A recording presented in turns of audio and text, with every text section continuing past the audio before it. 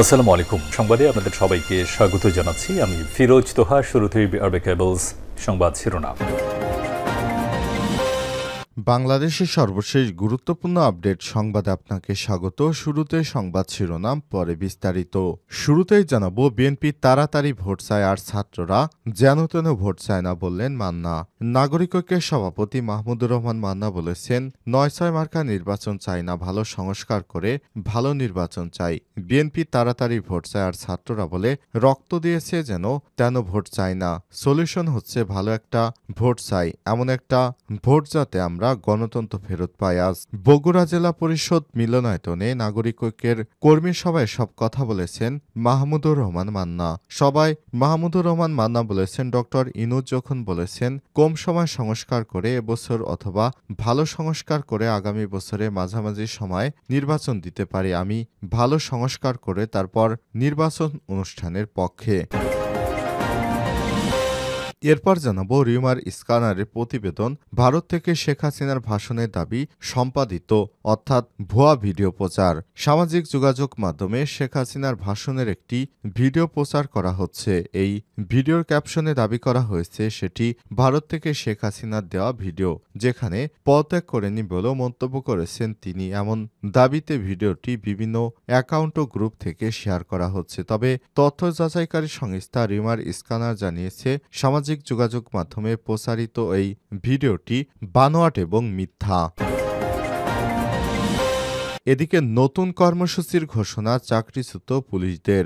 বিগত সরকার আমলে নানা অভিযোগে চাকরি হারানো পুলিশ সদস্যরা চাকরিতে পুনর্বহালের দাবি আদায়ে রোববার ২ ফেব্রুয়ারি সকালে ফের সচিবালয়ের সামনে অবস্থান নেবেন। আজ বিকাল ৩টার দিকে সচিবালয় মোড়ে সাংবাদিকদের এই কর্মসূচির কথা জানান চাকরিচ্যুত পুলিশ সদস্যের প্রতিনিধিরা। এবারে জানাবো, ৯,০০০ বই উদ্ধারের পর জানা গেল ১৭,৫০০ বই গায়েব। কুড়িগ্রামের রৌমারী উপজেলার গুদাম থেকে ১৭,৫০০ সরকারি বিনামূল্যের বই গায়েব হয়েছে। তবে বই পাচারের সময় শেরপুর পুলিশ ৯,০০০ বই উদ্ধার করেছে। বাকি বইয়ের হদিস এখনও পাওয়া যায়নি। উপজেলা শিক্ষা কার্যালয়ে গঠিত তদন্ত কমিটির প্রতিবেদন থেকে সব তথ্য জানা গেছে। এদিকে ৭ কলেজের নাম হতে পারে জুলাই ৩৬ বিশ্ববিদ্যালয়। রাজধানীর সরকারি ৭টি বড় কলেজ নিয়ে আলাদা বিশ্ববিদ্যালয় করার পরিকল্পনা করছে সরকার। সেই বিশ্ববিদ্যালয়ের নাম জুলাই ৩৬ বিশ্ববিদ্যালয় প্রস্তাব করেছে বিশ্ববিদ্যালয় মঞ্জুরি কমিশন। ইউজিসি চেয়ারম্যান অধ্যাপক এস.এম. ফায়েজের নেতৃত্বাধীন কমিটি আজ ৩০ জুলাই ইউজিসি চেয়ারম্যান অধ্যাপক এস.এম. ফায়েজ সহ সংক্রান্ত কমিটির ৩ সদস্য শিক্ষা উপদেষ্টা অধ্যাপক ওয়াহিদুদ্দিন মাহমুদের সঙ্গে বৈঠক করেছেন। সেখানে এই নামের প্রস্তাব দেওয়া হয়েছে। এই ৭টি সরকারি কলেজ হল ঢাকা কলেজ, ইডেন মহিলা কলেজ, সরকারি শহীদ সোহরাওয়ার্দী কলেজ, কবি নজরুল সরকারি কলেজ, বেগম বদরুন্নেসা সরকারি মহিলা কলেজ, সরকারি বাংলা কলেজ ও সরকারি তিতুমির কলেজ। এসব কলেজের শিক্ষার্থী প্রায় ২ লক্ষ, শিক্ষক ১,০০০-এর বেশি। এবং সর্বশেষ জানাবো, গুম সংক্রান্ত তদন্ত কমিশনের সঙ্গে ব্রিটিশ হাই কমিশনারের প্রতিনিধি দলের সাক্ষাৎ।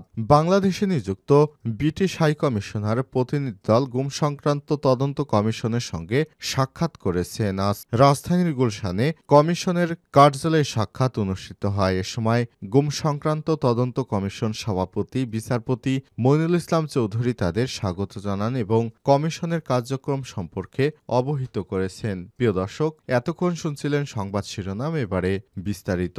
তবে তার আগে বন্ধুরা, অনুরোধ থাকবে সংবাদটিতে একটি লাইক দিন। এই চ্যানেলে আপনি নতুন হয়ে থাকলে আমাদের সংবাদটি দেখতে দেখতে চ্যানেলটি সাবস্ক্রাইব করে রাখুন। কমেন্ট করে বন্ধুরা আপনার মূল্যবান মতামত জানিয়ে দিন আপনি বিশ্বের কোন দেশ থেকে বা বাংলাদেশের কোন স্থান থেকে আমাদের সংবাদটি দেখছেন এবং শুনছেন। এবারে বিস্তারিত। বিএনপি তাড়াতাড়ি ভোট চায়, ছাত্ররা যেন তেন ভোট চায় না বললেন মান্না।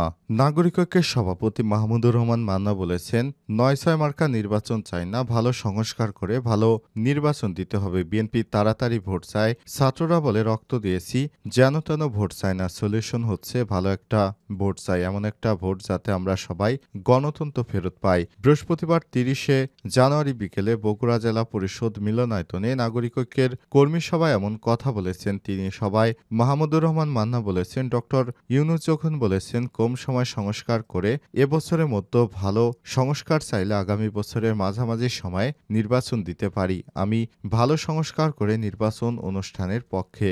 অধ্যক্ষ মতিয়ার রহমানের সভাপতিত্বে আয়োজিত কর্মী সভায় নাগরিক ঐক্যের কেন্দ্রীয় কমিটির সদস্য আব্দুর রাজ্জাক তালুকদার, বগুড়া বিভিন্ন ইউনিটের সদস্যরা উপস্থিত ছিলেন।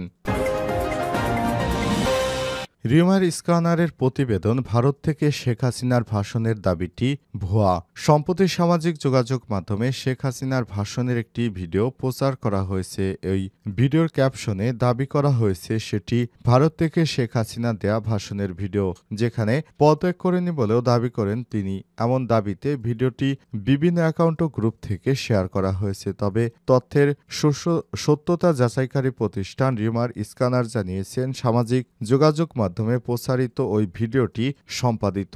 ছাত্র জনতার আন্দোলন চলাকালে গণমাধ্যমে শেখ হাসিনার বক্তব্য প্রদানের একটি ভিডিওর সঙ্গে ভারতের পুরনো ও ভিন্ন ভিন্ন ঘটনার দুটি ভিডিও ক্লিপ সংযুক্ত করে সেটিকে ভারত থেকে শেখ হাসিনার ভাষণ বলে দাবি করে প্রচার করা হয়েছে। ইন্টারনেটে প্রচারিত ভিডিওটি পর্যালোচনা করে ভিডিওতে শেখ হাসিনাকে রাজাকার বলা নিয়ে কথা বলতে দেখা যায়। পাশাপাশি ভারতের প্রধানমন্ত্রী নরেন্দ্র মোদীর একটি ফুটেজের সঙ্গে দর্শকদের আরেকটি ফুটেজ দেখতে পাওয়া যায়। পরে অনুসন্ধানে দেশের একটি জাতীয় দৈনিকের ইউটিউব চ্যানেলে 2024-এর 26 জুলাই ক্ষতিগ্রস্ত বিটিভি ভবন পরিদর্শন করে যা বললেন প্রধানমন্ত্রী শীর্ষক শিরোনামে একটি প্রতিবেদন খুঁজে পাওয়া যায়। আর এই ভিডিওটি সম্পাদিত করে বিভিন্ন গ্রুপ ও পেজ থেকে ভারতের পতাকা ও বিজেপির লোগো লাগিয়ে বিভিন্ন গ্রুপে প্রচার করা হচ্ছে। তবে এই ভিডিওটি মিথ্যা বলে জানিয়েছে fact check Rumor Scanner. Sheikh Hasina Bharat থেকে কোনো বক্তব্য বা বার্তা দেননি বলেও জানায় ফ্যাক্ট চেক। নতুন কর্মসূচি ঘোষণা করেছেন চাকরিচ্যুত পুলিশের সদস্যরা। বিগত সরকার আমলে নানা অভিযোগে চাকরি হারানো পুলিশ সদস্যরা চাকরিতে পুনর্বহালের দাবি করছেন। রোববার 2 ফেব্রুয়ারি সকালে ফের সচিবালয়ের সামনে অবস্থান নেবেন। বৃহস্পতিবার 30 জানুয়ারি বিকেল 3:15টার দিকে সচিবালয় মোড়ে সাংবাদিকদের এই কর্মসূচির কথা জানান চাকরিচ্যুত পুলিশের সদস্য প্রতিনিধিরা। এর আগে দুপুর 1টার দিকে স্বরাষ্ট্র উপদেষ্টা লেফটেন্যান্ট জেনারেল অবসরপ্রাপ্ত মোহাম্মদ জাহাঙ্গীর আলম চৌধুরীর সঙ্গে দেখা করার জন্য সচিবালয়ে যান চাকরিচ্যুত পুলিশ সদস্যের 5 সদস্যের প্রতিনিধি দল, কিন্তু উপদেষ্টা সচিবালয়ে না থাকায় তার দেখা মেলেনি। সচিবালয় থেকে ফিরে এসে কনস্টেবল সাদ্দাম গণমাধ্যমকে বলেন, আমাদের আশ্বাস দেওয়া হয়েছিল মানবিক বিবেচনা করে হলেও আমাদের চাকরিটা ফেরত পাবো, কিন্তু এখন বলা হচ্ছে তারা নাকি আইনের বাইরে যাবেন না। আন্দোলনরত চাকরিচ্যুত পুলিশ সদস্যদের সমন্বয়ক এএসআই সাইফুল ইসলাম আন্দোলনরত চাকরিচ্যুত পুলিশ সদস্যদের উদ্দেশ্য বলেছেন, আপনারা কেউ ঢাকা ত্যাগ করবেন না। আমরা আগামী রোববার আবার সচিবালয়ে যাব। ওই দিন আমরা স্বরাষ্ট্র উপদেষ্টা, আইন উপদেষ্টার সঙ্গে দেখা করে আমাদের চাকরি পুনর্বহাল এই বৈধ দাবির বিষয়ে যুক্তিতর্ক উপস্থাপন করব। উল্লেখ্য, 12টার দিকে রাজধানীর শিক্ষা ভবনের সামনে সড়ক অবরোধ করে বিক্ষোভ করেন চাকরিচ্যুত পুলিশ ও তাদের পরিবারের সদস্যরা। সে সময় তারা দাবি করেন, আওয়ামী লীগ সরকারের সময় চাকরিচ্যুত সদস্যদের অভিযোগ রাজনৈতিক প্রতিহিংসার শিকার হয়ে চাকরি হারিয়েছেন তারা। অন্তর্বর্তীকালীন সরকারের সাবেক স্বরাষ্ট্র উপদেষ্টা ব্রিগেডিয়ার জেনারেল অবসরপ্রাপ্ত এম সাকাত হোসেন চাকরি ফিরিয়ে দেওয়ার প্রতিশ্রুতি দিয়েছেন। এ সময় সাবেক পুলিশ সদস্যরা জানান, বাধ্য হয়ে রাস্তায় নেমেছেন তারা। নির্বাহী আদেশে চাকরি পুনর্বহন না করলে কঠোর কর্মসূচির হুঁশিয়ারি দিয়েছেন তারা। 9,000 বই উদ্ধারের পর জানা গেল 17,500 বই গায়েব। কুড়িগ্রামের রৌমারী উপজেলার গোদাম থেকে 17,500 সরকারি বিনামূল্যে বিতরণের বই গায়েব হয়ে গেছে। তবে সব বই পাচারের সময় শেরপুর পুলিশ 9,000 বই উদ্ধার করেছে। বাকি বইয়ের হদিস এখনও পাওয়া যায়নি। উপজেলা শিক্ষা কার্যালয়ের গঠিত তদন্ত কমিটির প্রতিবেদন থেকে সব তথ্য জানা গেছে।